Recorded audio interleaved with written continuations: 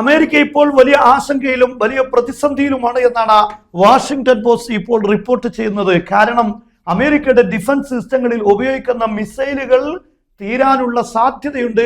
കുറഞ്ഞ ദിവസങ്ങൾ ഉപയോഗിച്ചാൽ തന്നെ ഒരുപക്ഷെ അത് തീരാനുള്ള സാധ്യതയുണ്ട് എന്നാണ് വാഷിംഗ്ടൺ പോസ്റ്റ് പറയുന്നത്.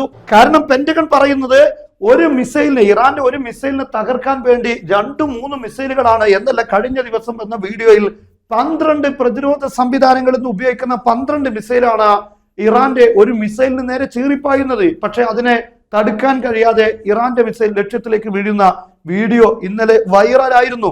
എന്നാൽ ഇപ്പോൾ പറയുന്നത് 2-3 മിസൈലുകൾ ഒരു മിസൈലിനെ തകർക്കാൻ വേണ്ടി ഉപയോഗിക്കേണ്ട സാഹചര്യം വന്നാൽ തീർച്ചയായും സ്റ്റോക്ക് ഇല്ലാതായി പോകും എന്ന കാര്യമാണ്.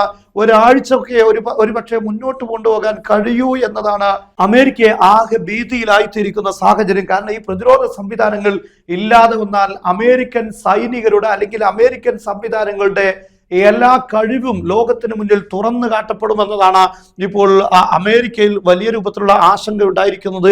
ഇറാനെ സംബന്ധിച്ചിടത്തോളം ഈ കാര്യങ്ങൾ വ്യക്തമായി അറിയാം. അതുകൊണ്ട് തന്നെ അവരുടെ പരമാവധി എല്ലാ മിസൈലുകളും ഉപയോഗിക്കുകയാണ്. പ്രത്യേകിച്ച് പഴയ മിസൈലുകൾ കൂടുതൽ ഉപയോഗിക്കുകയാണ്. കാരണം അതെല്ലാം ഉപയോഗിച്ച് അതിനെയെല്ലാം പ്രതിരോധിച്ച് അമേരിക്കയുടെ പ്രതിരോധ സംവിധാനങ്ങളിൽ ഉപയോഗിക്കുന്ന മിസൈലുകൾ ഇല്ലാതാവണം എന്നതാണ് ഇറാന്റെ ലക്ഷ്യം.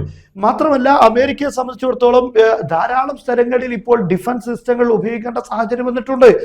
അറബ് രാഷ്ട്രങ്ങളിൽ, ഗൾഫ് രാഷ്ട്രങ്ങളിൽ, ഇസ്രയേലിൽ അമേരിക്കയുടെ ബേസുകൾ ഇങ്ങനെ വ്യാപകമായിട്ടാണ് ഇപ്പോൾ ഇറാൻ ആക്രമിക്കുന്നത്. അതുകൊണ്ട് തന്നെ ഇവിടെ എല്ലാം സംരക്ഷണം ഏർപ്പെടുത്തുക എന്നത് അമേരിക്കയെ സംബന്ധിച്ചിടത്തോളം വലിയ വെല്ലുവിളിയായിരിക്കുകയാണ്.